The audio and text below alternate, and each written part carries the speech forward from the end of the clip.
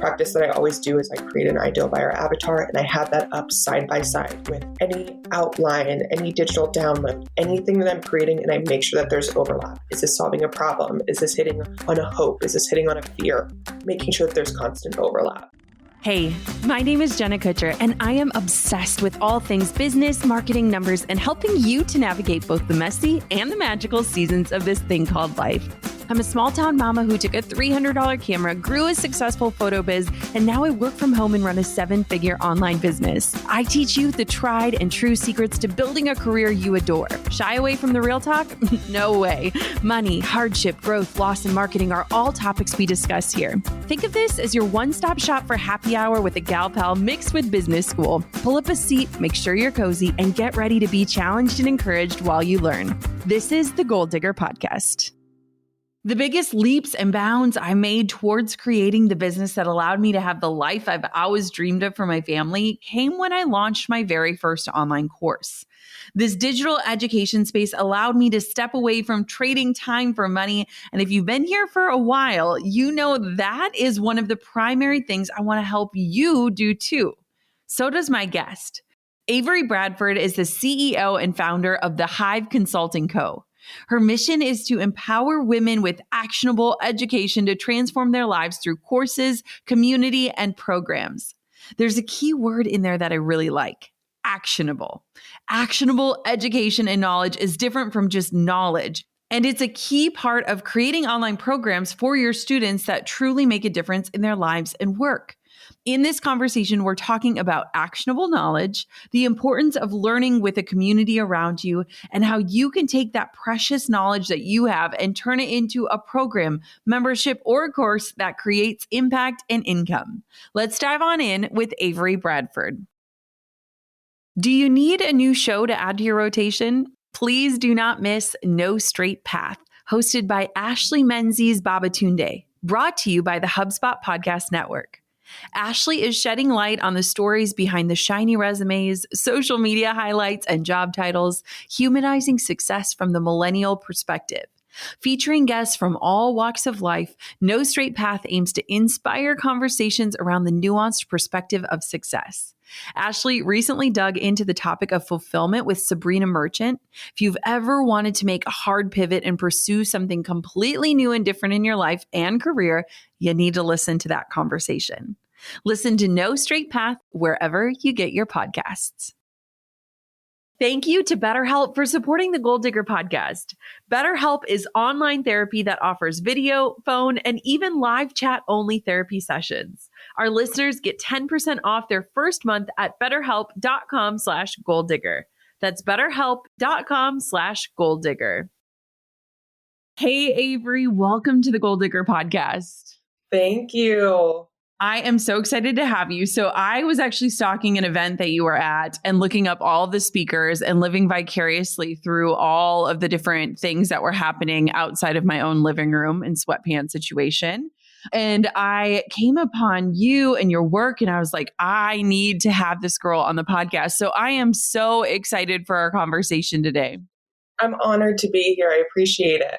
Okay, so before we dive into some of the nitty gritty stuff, I kind of want to hear a little bit more about your backstory, your career path that led you to create the Hive Consulting Co. Yeah, I love that question. So I am a Midwest girl, just like you, born and raised in Iowa. I no longer live there, but that is where my heart and my home and my family still are. And there I was raised by a single mother. She had 2 children by the time she graduated high school. And I really learned a couple of important things from her. One was the importance of community, and the other was the importance of hard work. And I always saw these women as these like buzzing, active, busy, vivacious, lively women. And once I got older and I got into college, I very much had an entrepreneurial mindset.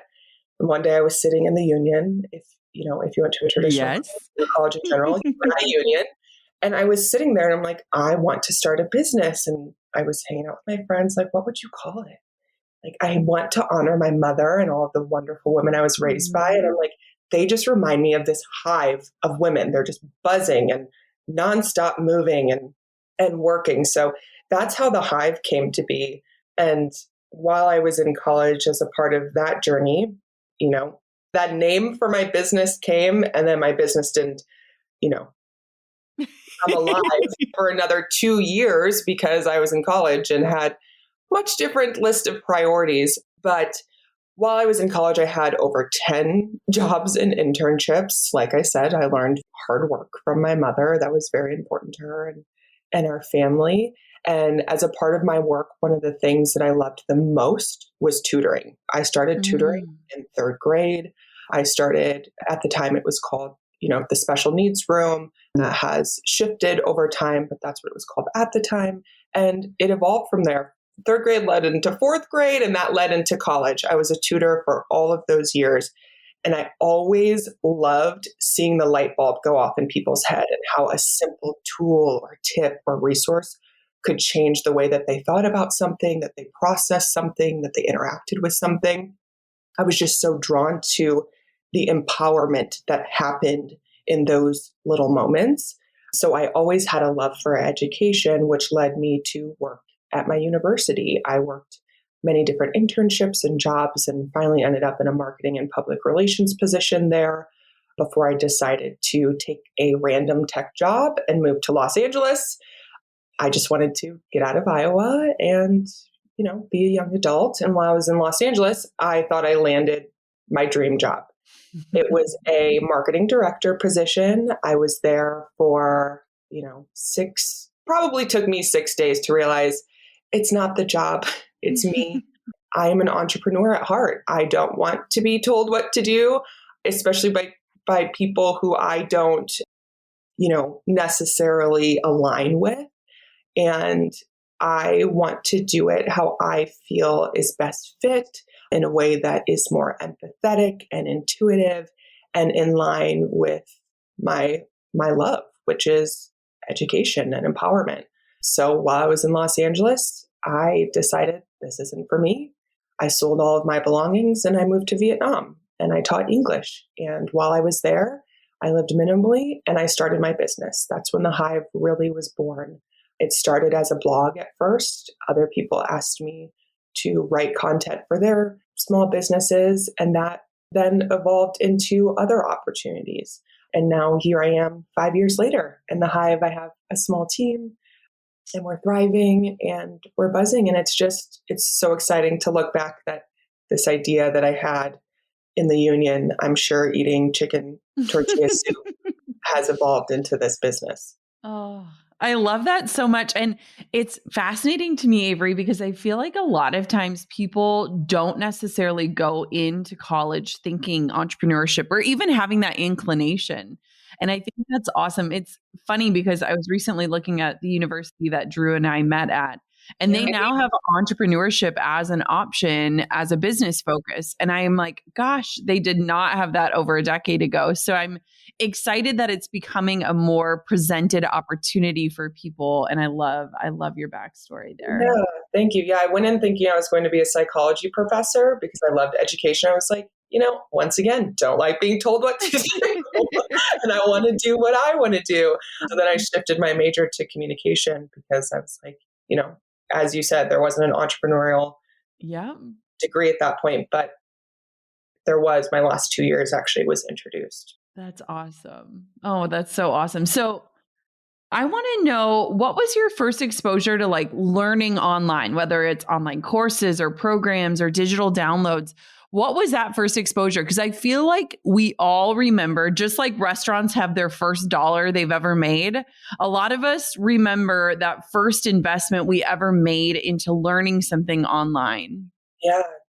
What's funny is my real first exposure to online courses and programs outside of school, because we did have online classes and things like that. But outside of school, my first exposure was through my freelance work. I started as a copywriter and a marketing assistant as a freelancer for a year or so while I lived in Vietnam and Southeast Asia. And I started out writing blogs, like I said, and I started out doing small marketing tasks for health coaches and business consultants and marketing consultants. And they had these small communities and Facebook groups, and people were asking for more. They wanted more than blog posts or more than just Facebook Lives every week or every month. They wanted something that they could dig their teeth into. And in my work with my freelance clients, they were like, could you do this? Could you help me put together a program? Could you help me, deliver what my audience wants? And it started with 7-day programs, 14, 30-day programs, especially in the health and wellness space. And people still wanted more. They wanted more that they could dig their teeth into. They were like, what's next? So that evolved into creating courses together. So I really learned on the job, and it really came from the demand from my clients' audience. It's amazing. When you talk about so one thing that I love that you speak about is the difference between just knowledge and actionable knowledge. Can you walk us through what that means? Because nowadays there is no shortage in knowledge out there, but there is a massive difference between people that actually get results. And I think that the way that you speak about it really clarifies it. And I think it can be a wake-up call to some of our listeners here who love to get the knowledge, but maybe struggle in taking that knowledge and turning it into results. Definitely. And I want to be clear that this concept of actionable knowledge can be applied to all programs. It can be applied to your monthly membership sites, your courses, your lead magnets, your ebooks, any digital product, any program, any offering along that line. This concept can be applied to. And something that I always heard growing up is knowledge is power. But I personally believe that actionable knowledge is power, and there is a clear difference. Knowledge is simply knowing. You know a fact. You know the sky is blue. You know the truck is red. But oftentimes knowledge leaves you thinking, now what? And that's where actionable knowledge comes in. Actionable knowledge is information that allows you to initiate an immediate response. So the way I think about it is knowledge is the what and why. It is the sky is blue because the lights reflect and so on and so forth. I'm not a scientist, but actionable knowledge is the how. So I like to give examples. One that I love is TikTok. Someone can tell you can be scrolling through TikTok. I am a victim of cleaning TikTok. It is all over my For You page. But someone on there can tell you that you need to clean your dishwasher every month to avoid bacteria buildup on your dishes. But knowing that you need to do that isn't enough because that's simply knowledge. It's great. Okay, well, I scrolled and I'm moving on with my life. But actionable knowledge is someone telling you that you need to clean your dishwasher every month to avoid bacteria buildup by running a cycle with white vinegar or baking soda. So this is now you can actually take action and implement the knowledge that you just received. I love that. I think it's really fascinating too, because when we look at the landscape of entrepreneurship these days, there is so much incredible free knowledge out there. And it's a beautiful place to start. That's exactly where I started and where I recommend people starting. There are so many incredible YouTubes and podcasts and webinars and things like that. But I do feel like, and I want to know if you agree, and it's totally cool if you don't agree. I feel like there comes a time where it's almost like this tipping point where you recognize that all of this free knowledge is incredible and it's going to get you started and you can take action on a lot of it. But there comes a time where your time is more valuable than your money. And that's when you kind of hit this threshold of, I am willing to exchange money in order to learn a system or to get a template or to harness a blueprint or to learn something faster. Did you ever have that happen to you, or do you recognize that in other people as well? Yeah, definitely. This is something that I tell clients a lot when it comes to free content versus paid content. Your free content should really focus on the knowledge. It should be the what and why. You should tell people, that you should create an online course and why that's important. You can have passive income. You can have more of your time back, X, Y, and Z. That is important to show your community that what you have to say is of value to them. And then comes the call to action. Then comes the paid portion, which is the how. It's the actionable knowledge. And that's really how I divide, when I help people create their launch strategy and I do consulting for that. That is how I structure it. Give away the what and why. Tell people, spread the word, and then give them your blueprint inside of the paid option. Obviously, you want to sprinkle in some of the how and your lead magnets and your small ticket offers, but really blow them away with a step-by-step process inside of your offering. And that's truly the difference between the two. Yeah. Okay. So let's say a new client comes to you and they have this idea or they have this desire to create something digital, whether it's a course or a product. Where do you begin? Where do you start with them? Yes, I am truly focused on not wasting people's time. And that includes my client's time, and that includes a buyer's time and their hard-earned money. So before I take a client on, I always ask them a couple of questions. And typically these questions come up organically in my discovery calls. But one of them is, do you solve a specific problem? So this means, have you repeatedly provided a solution for your clients enough to know their pain points, goals, and fears? So that's the first thing. If they can answer yes to that, then that's a green check in my mind. That's a green light, as Matthew McConaughey would say. The second question that I ask is, does your current audience need this? So the emphasis here is on current, because I do not believe that when it comes to digital products and programs and memberships, that if you build it, they will come. I believe the reverse. So you need an engaged audience before you build. You need to know them well enough before you build, unless this is something that you want to do in one day and just toss it out there and see what sticks. But that is not, a long-term successful digital product. The third thing I ask is, do you have a proven framework that you credit your current or past success to? So, a lot of people teach frameworks that they knew 5 years ago because they're talking to people who are in that stage in business. Amazing. Is that same framework what led to your current success? Or are you currently using a framework that's leading you to your next stage in success?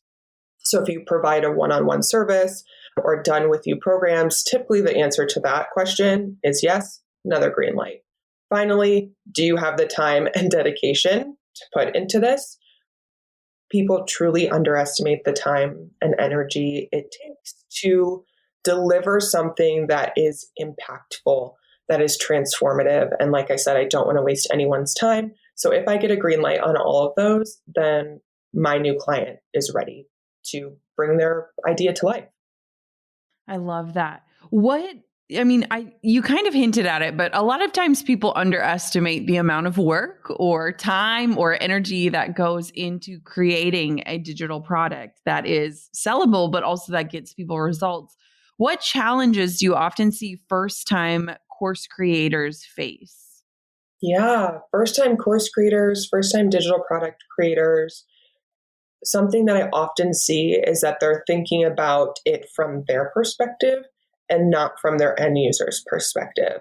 So starting with their perspective, something that I often see missed is, like you said, the time and energy that goes into it, and also understanding the team that it takes to produce something truly transformative. For an online course, you maybe need a designer, a producer, a copywriter, someone like me, a course creator or a course consultant. So on your end, really underestimating the team is a big challenge, and the time. And then from the end user's perspective, as I mentioned, a lot of people don't think about their end user. And there are two things that I harp on for any type of digital product or program. And the first one is digestibility. When you're thinking about your end user, you want to understand what their learning styles are. Is this content easy enough for them to understand based on where they're currently at in their life and based on where they want to go? Is every step accounted for? Are you really thinking about the process in full? The practice that I often do is closing my eyes and walking through the entire process with my client and looking for the areas where I'm confused as a person who's new in their space oftentimes. So is every step accounted for? Is it in the right order? Is it oversimplified? Does it need to be more simplified? So thinking about digestibility. And then another thing that people often miss is the transformative piece. I don't want someone to sign up for a $2,000 course and and leave not feeling completely transformed. There needs to be a return on investment, and there are many different ways to do this, but at the core of your program, it should be student centered. Like I said, you should always be thinking about your ideal buyer. I practice that I always do is I create an ideal buyer avatar and I have that up side by side with any outline, any digital download, anything that I'm creating, and I make sure that there's overlap. Is this solving a problem? Is this hitting on a hope? Is this hitting on a fear? Making sure that there's constant overlap.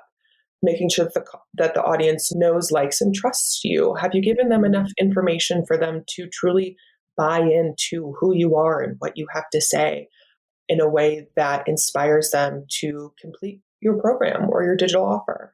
And something that's also really important is a community or consulting element. People need support. People need accountability. We've learned anything, over the past couple of years, it's that it takes a village. And I believe that in all elements of life. And whether you are that person who's providing support or you're setting up a community that's self-supported and community-led, amazing. But give them that opportunity to have accountability and support. Something else that's also important as a part of the transformative piece is that there are actionable outcomes. This leads back to the actionable knowledge. So thinking about things like call to actions and quick wins and clear frameworks for those bigger tasks. Always keep that in mind. Also making sure that you are focusing on your student in the way that you present the information. So for online courses, there's conversations around, should this be evergreen? Should this be live? Should this be a hybrid situation? No matter what you are presenting, especially when you think about monthly membership sites or in-person events, what works best for your audience? If your audience is working mothers, a live course is likely not going to be the best for them because their schedule is packed. They need to be able to have time on their own end, laying in bed on their iPad to finish this task. They're not going to have time to, go to office hours every week or every other week. So thinking about the way that you format and present your information, and then finally making sure that the platform is user-friendly. So same thing. If your audience is 65-year-old retirees and you're talking about their next phase in their life, maybe something like, a more complex platform isn't your best option. Maybe it's a more simplified option. You're meeting them where you're at. So those things are really important and they're often overlooked by new creators. With customer expectations at an all-time high, showing customer appreciation is more important than ever. From special discounts to customer gifts, there are a million ways to show customer love. But the one way you will always win is showing them you value their time. From the moment they engage, make things easy, like food delivered to your door without leaving the couch easy. HubSpot's intuitive payment tools are just one of the ways that you can help your customers have a painless purchase experience. With full access to payment data, your team gets the full customer story, meaning they can provide the best possible service. And with directly embedded payment links, your customers can seamlessly purchase and pay from emails, live chats, and more. Learn more about how HubSpot can help your business grow better at HubSpot.com. This podcast is sponsored by BetterHelp. I've been on my own health journey for the better part of this year. I want to feel like my best, most vibrant self inside and out, so I decided to begin therapy with BetterHelp. BetterHelp Online Therapy will assess your needs and can match you with your own licensed professional therapist in less than 48 hours. It's not a crisis line. It's not self-help. It is professional therapy done securely online, available to people worldwide. You can log in to your account anytime and send a message to your therapist and schedule weekly video or phone sessions. Getting therapy every week is as easy as a few clicks on your laptop or phone. Sometimes with therapy, it can take a few tries to find the right fit and the right method for you. And BetterHelp makes it easy and free to change therapists if needed. One thing I love is that you can just do this via the phone. I've always been afraid of having to show up to an office, sit in a chair, look someone in the eye, and talk about my life. And so I love that I can do these on the phone and on the go. BetterHelp is cheaper than traditional offline therapy, and BetterHelp has a special offer for Gold Digger listeners to make it even more affordable to access therapy. Get 10% off your first month at betterhelp.com/golddigger. That's 10% off your first month of online therapy at betterhelp.com/golddigger. There are so many good things that you just brought up in there. I love even just having somebody that doesn't understand what you're teaching go through the program to make sure that it's clear, because a lot of times we're so close to our own genius, or things that are so common sense to us are mind blowing to other people. And so I love that. I always call that the mom test, where I'm like, if I can teach my mom this, which my mom is a brilliant, capable person, but if I can teach her something that she has no context in, then I know that I can teach it to other people that are curious about it, which I love. Yes, 100%. And my clients know this, but oftentimes in our calls or in our Zoom calls, I'll have my camera off because my eyes are closed so often in our conversations, because I am truly visualizing the content, the framework, the experience all the way through. And that's something that people can practice if they're doing it on their own as well. Oh, I love that. Do you have any favorite examples of course success stories? Because I often think of, I'm even just sitting here thinking of my neighbors who could teach 8 million courses on different things, whether it's how to speak Portuguese or run an Airbnb or how to sail a boat. Like, they have so many gifts, but do you have any fun course success stories that you can share that might help people that are listening start to think about what they could create or teach on or share with the world? Yeah, I love that question. Something that you mentioned at the top was how you found me was through an event that I planned the programming for, which was Female Founders Day. And it wasn't necessarily a course, but in many ways, as I said, all of these overlap. And the way I think about programming and digital products in general overlap. And I had such an amazing time planning Female Founders Day and attending Female Founders Day. So for those of you who don't know, Female Founders Day is an event that happens annually. It is from Female Founder Collective. I'm a consultant with them. I do all of their monthly membership programming and plan all of that out and execute it. And I also do their pillar events such as Female Founders Day. And Female Founder Collective was founded by Rebecca Minkoff and Allison Wyatt. And they found me through the success of one of my courses with a wonderful woman named Tina Wells. But the question was some of my favorite examples of success. And I truly felt like Female Founders Day hit on all of my ideas of success. And they did this in a couple of different ways. One, this was my first in-person event that I planned and executed. And also behind the scenes, the elements that truly felt like a success to me were those with the speakers and those with the attendees. So we had 32 different speakers, and you can basically think about these as micro courses or webinars, but I had a consult with each of these 32 speakers. I helped, turn their genius into an outline, into a transformative and digestible workshop or panel or fireside chat that happened that day. And it was so rewarding to see people realize that, hey, I am a genius in my space and I can teach my genius to other people. As you said, you live by people who could teach amazing courses.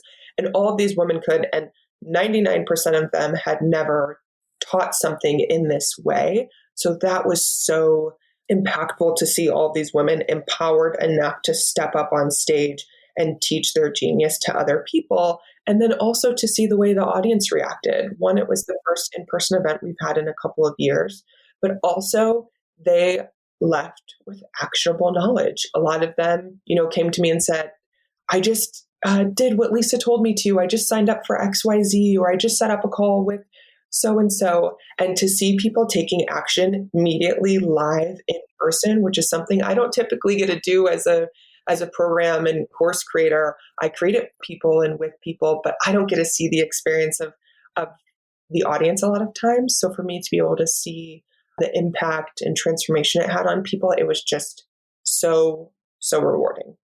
I love that. I feel the same exact way, because I think a lot of times we get in our own lanes. We're doing our work. we're connecting with the people that we're working directly with, but we often as entrepreneurs don't get to witness or experience that ripple effect. And man, if you have been so in your craft that you haven't gotten to see or hear how it has impacted someone, I challenge you to step outside, because it is such a beautiful reminder that your work matters and that the way that you show up makes an impact. I think that's such a great example, Avery. I love that so much. Yeah. And on that point, it's inspiring and it also keeps you going to hear that feedback. Yes. And something that I always tell my creators to do is get testimonials, testimonials, testimonials.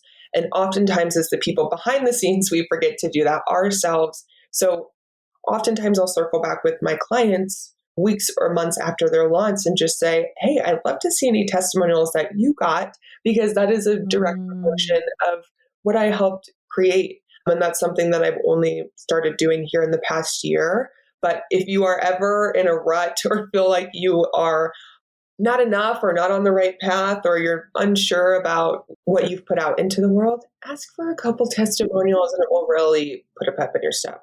Yes, we have a Gmail folder called My Smile File. And if I'm ever having a bad day, I go and read emails in there. And it really does just put things into context. I think it's beautiful. And I think it's something that we need to seek out more and not just wait for them to come towards us. So one thing that I love is, since you're so much about actionable knowledge, what action steps do you recommend for someone who's curious, but maybe still hesitant in the thought of creating something online, whether it's an online course or a program? Yes, I have a couple of different options.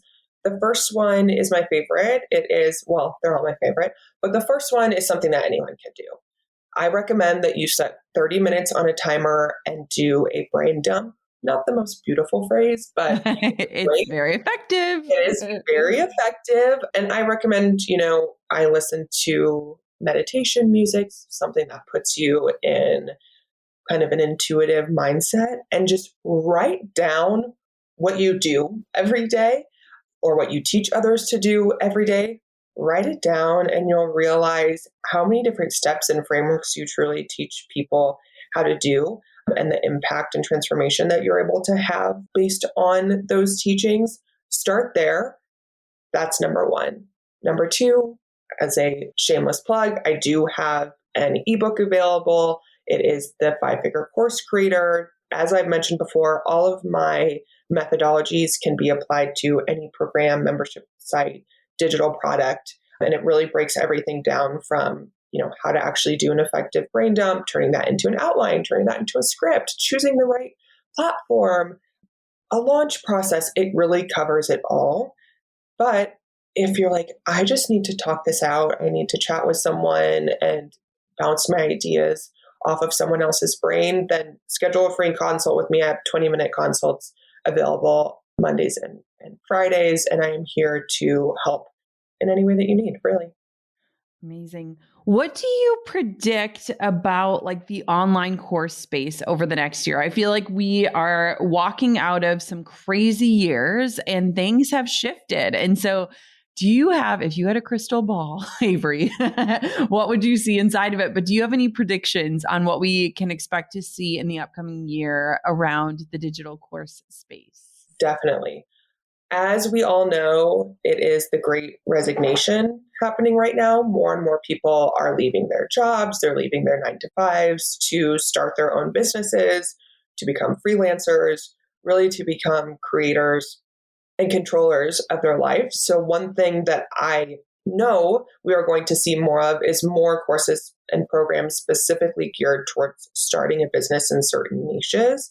There's going to be a lot of things focused on certifications or, steps to start a specific business, such as photography, market coaching, things along those lines. Something else that I expect us to see more of is micro courses and micro programs.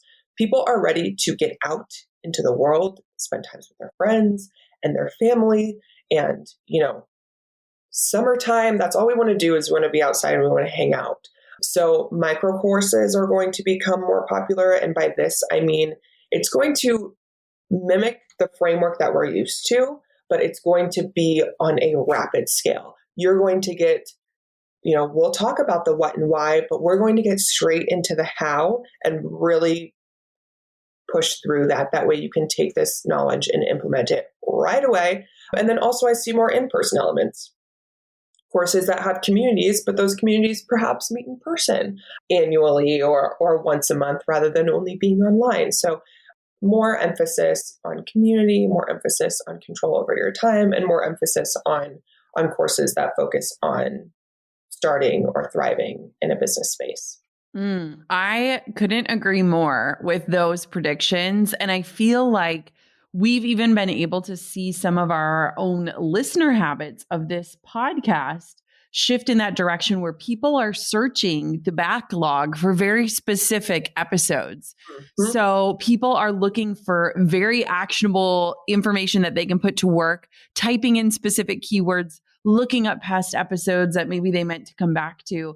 And so I totally agree. I think it is hyper-focused. The shorter, the better. Like for me, even personally, when I'm looking at courses that I want to take, like I don't want to take an 80 module, 14-hour program. Like I want to take a 2-hour program where I can learn and apply something, even if it's smaller, but see immediate results. That's something I can commit to and follow through on. And so I totally agree with all of those predictions. I love that. 100%. And along that line, I think something that we're going to see more of is people selling courses, but there also being an option to just purchase a specific module or lesson. Yeah. Because like you said, people are coming for a specific reason. They don't always need the whole A to Z. Sometimes they just need ABC. So giving people that option, I think will become more popular as well. Ooh, I love that. Okay. Is there anything else that you want to make sure our audience hears today before we sign off, Avary? I love that question. Back to the beginning and where I started, it's all about empowerment. I love seeing women get information and have a light bulb turn on and then them taking action based on that. And I really want to say that no matter who you are, what space you're in, where you're at in your phase in life, that you have something to offer and your voice matters. And I really encourage you to bring that thing that you've been thinking about to life. I love it. Avary, where can everybody find you, connect with you, learn more about you and what you do? Give us all the places that we can connect. Yes, you can connect with me on LinkedIn or Instagram. I am at Avary Bradford. I am Avary with an A, A-V-A-R-Y Bradford. And you can also find me through my website, thehiveconsultingco.com. I encourage you to schedule a free 20-minute consult. I try to dabble in TikTok whenever I have time, but Instagram and LinkedIn are really where I live. Amazing. Thank you so much for coming on the show. Thank you for responding to my DM where I was like, we need to talk. And thank you for just being a part of this Goal Digger community. Thank you. Thank you for creating this space. I think we'd be silly to listen to this entire episode and not think about how we can take action on what we just heard. I mean, Avary is all about actionable knowledge. And I love that because I think as consumers, it's really easy for us to sit and listen, but we don't really do. And I know that this is called the Goal Digger podcast. And while a lot of us are goal setters, we sometimes forget to be goal getters. So I hope that after listening to this today, you can start thinking about and writing down ideas on how you can change the world with your knowledge, how you can share something that you have learned or harnessed or something that even comes really easily to you and help other people in their own lives to create your own ripple effect. I am so grateful for you for tuning in to this episode of the podcast. And of course, until next time, keep on digging your biggest goals. And I cannot wait to watch you take action. I'm over here giving you a virtual high five because you just finished another episode of the Goal Digger podcast. Did that go by way too fast for anyone else? If you want more, head over to goaldiggerpodcast.com for show notes and all the discount codes from today's sponsors. And if you're looking for a new crew of movers and shakers like you to bounce ideas and ask questions, be sure to join my exclusive community for Goal Diggers on Facebook. The link's waiting for you at goaldiggerpodcast.com.